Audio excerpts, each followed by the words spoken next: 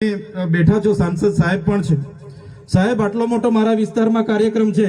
Collector સાહેબ, પ્રાંત સાહેબ અને પ્રાયોજનાજી, શર્માજી, હું અહીંનો ધારાસભ્ય છું ભાઈ. મને કેમ કોઈ ફોન બી નહીં કર્યો, પત્રિકા નહીં, જાણ નહીં, ખુલાસો કરો. હું ધારાસભ્ય છું ભાઈ. આ મારું અપમાન નથી, મારી જનતાનું અપમાન છે. આ મારું અપમાન નથી. મને કોઈ કાર્યક્રમનો મોહતાજ નથી. મને પત્રિકામાં નામ આવે, મારી તકતીમાં નામ આવે તો જ ચૈતર વસાવા આવે એવું નથી. ચૈતર વસાવા નામ માટે હું નથી આવતો. મારા જનતાને મારા સરપંચે કીધું કે આટલો મોટો કાર્યક્રમ છે શિક્ષણનો, સાહેબ તમારે આવવું પડશે, એટલે મેં આવ્યો છું. અને કલેક્ટર સાહેબ, તમારી જવાબદારી છે, તમે વહીવટ છો, તમે મને ફોન કરીને જણાવો ને કાર્યક્રમ છે. મંત્રી સાહેબ ગાંધીનગરથી આવે છે, કઈ તકલીફ છે અમારાથી તમને? પ્રાયોજનાજી, શર્માજી, તકલીફ है आपको? તો કેમ ભાઈ તમે અમને જાણ નથી કરતા? કેમ આમંત્રણ નથી આપતા? તમારું વહીવટી તંત્ર હું ધંધા કરે છે ને બધું ખબર છે. હમણાં મોદી સાહેબ આવ્યા હતા, ખર્ચો થાય ભાઈ, 8-10 કરોડ રૂપિયાનો ખર્ચો થાય.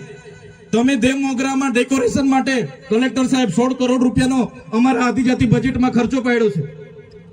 તમે ત્યાં મોદી સાહેબના મંડપના સ્ટેજ માટે 15 કરોડના ખર્ચા કર્યા છે. ટોયલેટ, મોબાઈલ ટોયલેટ માટે 2,40,000 નો, 2 કરોડ ને 40 લાખના તમે ખર્ચા પાડ્યા છે. નાસ્તા માટે 2 કરોડ ખર્ચા પાડ્યા છે. તમે ડોમ માટે 2 કરોડ ખર્ચા પાડ્યા, ચા માટે 2 કરોડ ખર્ચા પાડ્યા, બસ માટે 2 કરોડ ને 71 લાખ રૂપિયાનો ખર્ચો પાડ્યો. કેમ? અમે સવાલ પૂછીએ એટલે તમને નડીએ છે?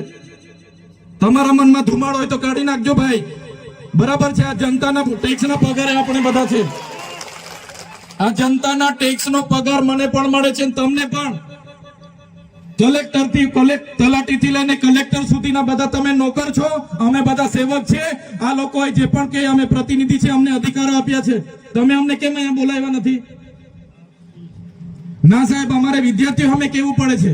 અમને કઈ, તમે દર વખતે ચિકદામાં કીધું, દર વખતે આ જ પ્રશ્ન ઉભો કરો છો, દર વખતે આ જ પ્રશ્ન ઉભો કરો છો.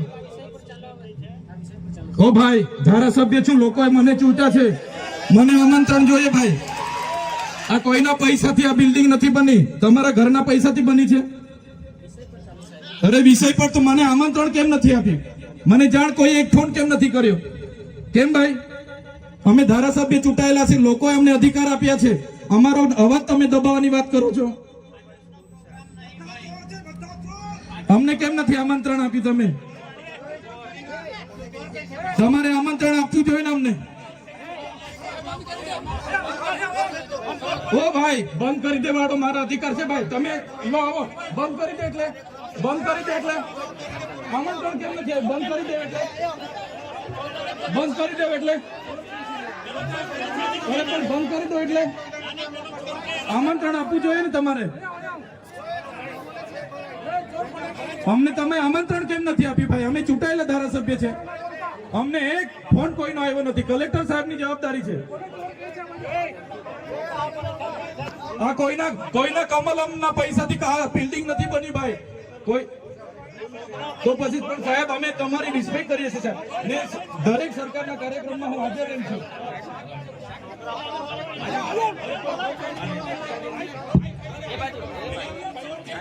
ભારત ભાઈ, ભાઈ ચલો શાંતિથી બેસી જાઓ, બધા બેસી જાઓ.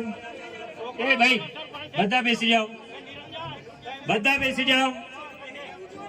ચાલો શાંતિથી બેસી જાઓ ભાઈ, આગળ નહીં, બેસી જાઓ શાંતિથી. ભાઈ ભાઈ,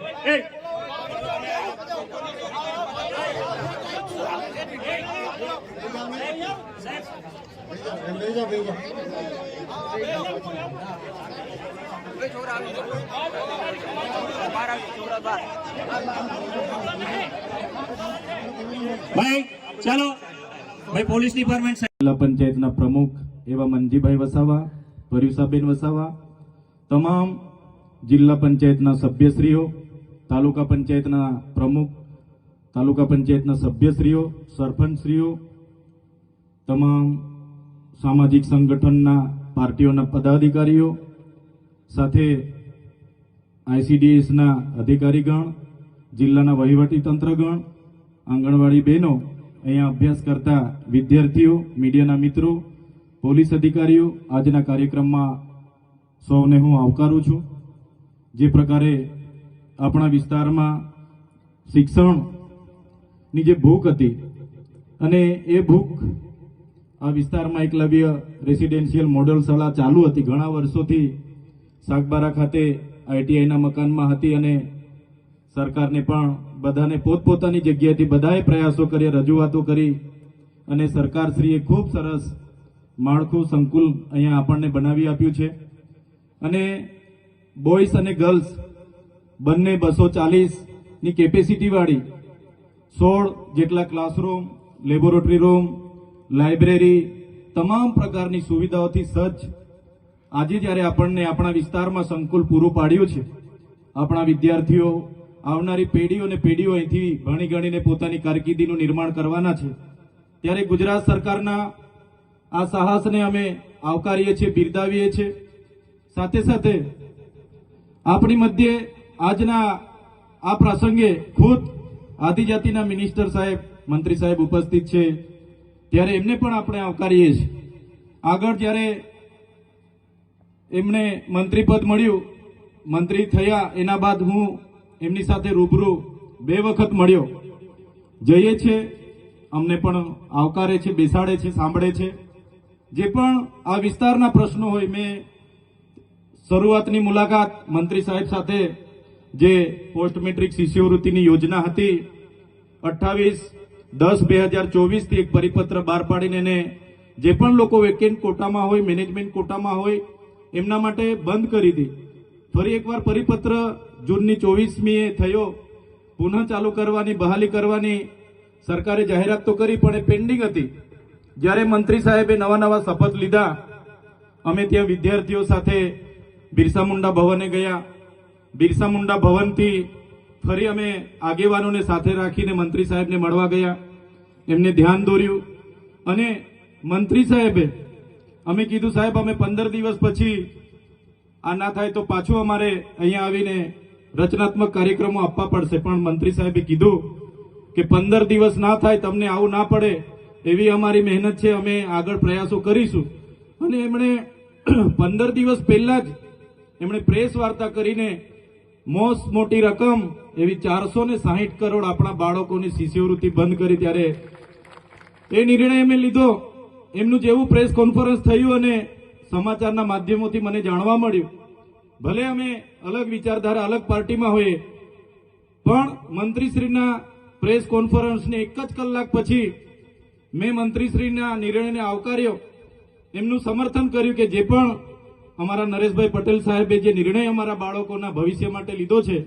એમને હું આવકારું છું અને અમે ખુલ્લામાં એમને સમર્થન કરીશું ત્યારે મંત્રી સાહેબનો પણ બધાના પ્રયાસો હતા સાંસદ શ્રીઓના હતા ધારાસભ્ય શ્રીઓના ધ્યાને રાખીને એમણે કર્યું ત્યારે અમે એમના નિર્ણયને જાહેરમાં આવકાર્યો હતો અને એમને સમર્થન પણ કર્યું હતું બીજા 3-4 મુદ્દે પણ અમે એમને બીજી વાર પણ મળ્યા હતા સાહેબને તે પણ યાદ છે કે બીજી વાર પણ અમે મળ્યા હતા સાહેબ સાથે આપણા વિસ્તારના બાળકોના ફૂડ બિલની પણ અમે ચર્ચા કરી હતી કે આશ્રમ શાળામાં ભણતા બાળકોને ફૂડ બિલમાં 2100 રૂપિયા મળે છે પર ડેના 70 રૂપિયા મળે છે તો બાળકો ખૂબ સારી રીતે ભણે એની થાળીમાં પણ પૌષ્ટિક આહાર હોય એ બાબતની અમે એમની સાથે ત્યારે પણ ચર્ચા કરી હતી ખોટા જાતિના પ્રમાણપત્ર જે બીજા જ્ઞાતિના લોકોને આપવામાં આવે છે અમે તે દિવસે મંત્રી સાહેબની સાથે બેસીને એની પણ પરામર્શ કર્યો હતો કે સાહેબ આમાં વિશ્લેષણ સમિતિ આગળ તપાસ કરતી નથી હવે તમે છો તમારા પર અમે અપેક્ષા લઈને બેઠા છે તમારે એ ખોટા જાતિના પ્રમાણપત્ર લઈને જે પણ લોકો જે પણ કક્ષાએ હશે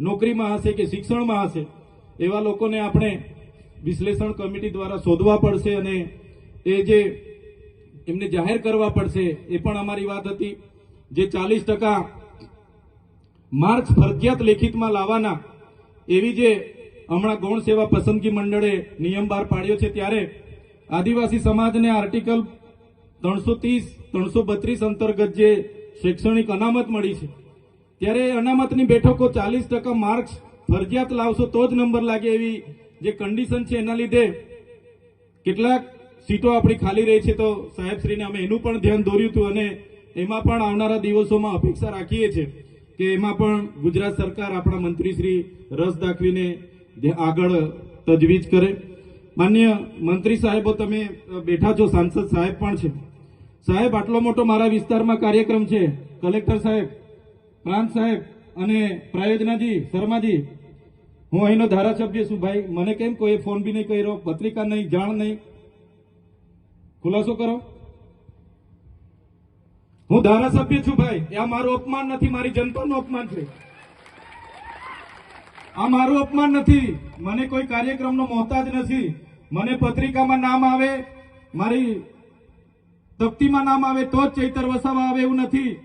ચૈતર વસાવા નામ માટે હું નથી આવતો.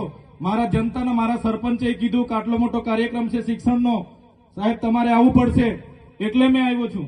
અને કલેક્ટર સાહેબ તમારી જવાબદારી છે, તમે વહીવટ છો, તમે મને ફોન કરીને જણાવો ને કાર્યક્રમ છે. મંત્રી સાહેબ ગાંધીનગરથી આવે છે, કઈ તકલીફ છે અમારાથી તમને? પ્રાયોજનાજી શર્માજી તકલીફ આપતો તો કેમ ભાઈ તમે અમને જાણ નથી કરતા? કેમ આમંત્રણ નથી આપતા? તમારું વહીવટી તંત્ર હું ધંધા કરે છે ને બધું ખબર છે. હમણાં મોદી સાહેબ આવ્યા હતા, ખર્ચો થાય ભાઈ, 8-10 કરોડ રૂપિયાનો ખર્ચો થાય. તમે દેવ મોગરામાં ડેકોરેશન માટે કલેક્ટર સાહેબ 16 કરોડ રૂપિયાનો અમારા આદિજાતિ બજેટમાં ખર્ચો પાડ્યો છે. તમે ત્યાં મોદી સાહેબના મંડપના સ્ટેજ માટે 15 કરોડના ખર્ચા કર્યા છે. ટોયલેટ, મોબાઈલ ટોયલેટ માટે 2,40,000નો 2 કરોડ ને 40 લાખના તમે ખર્ચા પાડ્યા છે. નાસ્તા માટે 2 કરોડ ખર્ચા પાડ્યા છે. તમે ડોમ માટે 2 કરોડ ખર્ચા પાડ્યા, ચા માટે 2 કરોડ ખર્ચા પાડ્યા, બસ માટે 2 કરોડ ને 71 લાખ રૂપિયાનો ખર્ચો પાડ્યો. કેમ? અમે સવાલ પૂછીએ એટલે તમને નડીએ છે? તમારા મનમાં ધુમાડો હોય તો કાઢી નાખજો ભાઈ. બરાબર છે, આ જનતાના ટેક્સના પગારે આપણે બધા છે. આ જનતાના ટેક્સનો પગાર મને પણ મળે છે, તમને પણ. કલેક્ટરથી તલાટીથી લઈને કલેક્ટર સુધીના બધા તમે નોકર છો, અમે બધા સેવક છે. આ લોકોએ જે પણ કે અમે પ્રતિનિધિ છે, અમને અધિકારો આપ્યા છે. તમે અમને કેમ અહીંયા બોલાવ્યા નથી? ના સાહેબ, અમારે વિદ્યાર્થીઓ સામે કેવું પડે છે. અમને કઈ, તમે દર વખતે ચિકદામાં કીધું, દર વખતે આ જ પ્રશ્ન ઉભો કરો છો, દર વખતે આ જ પ્રશ્ન ઉભો કરો છો.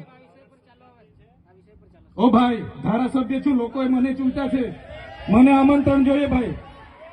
આ કોઈના પૈસાથી આ બિલ્ડિંગ નથી બની, તમારા ઘરના પૈસાથી બની છે. અરે વિષય પર તો મને આમંત્રણ કેમ નથી આપ્યું? મને જાણ કોઈ એક ફોન કેમ નથી કર્યો? કેમ ભાઈ? અમે ધારાસભ્ય ચૂંટાયેલા છે, લોકોએ અમને અધિકાર આપ્યા છે, અમારો અવાજ તમે દબાવવાની વાત કરો છો. અમને કેમ નથી આમંત્રણ આપ્યું? તમે તમારે આમંત્રણ આપવું જોઈએ ને અમને. ઓ ભાઈ, બંધ કરી દેવાડો, મારા અધિકાર છે ભાઈ. તમે આવો, બંધ કરી દે એટલે, બંધ કરી દે એટલે આમંત્રણ કેમ નથી? બંધ કરી દે એટલે, બંધ કરી દે એટલે, બંધ કરી દો એટલે આમંત્રણ આપવું જોઈએ ને તમારે. અમને તમે આમંત્રણ કેમ નથી આપ્યું ભાઈ? અમે ચૂંટાયેલા ધારાસભ્ય છે, અમને એક ફોન કોઈનો આવ્યો નથી. કલેક્ટર સાહેબની જવાબદારી છે.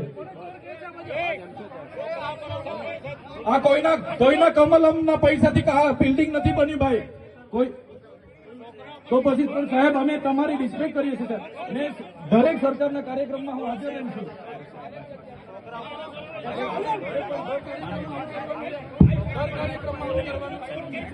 ભારત ભાઈ, ચાલો શાંતિથી બેસી જાઓ, બધા બેસી જાઓ. એ ભાઈ, બધા બેસી જાઓ, બધા બેસી જાઓ. ચાલો શાંતિથી બેસી જાઓ ભાઈ, આગળ નહીં, બેસી જાઓ શાંતિથી.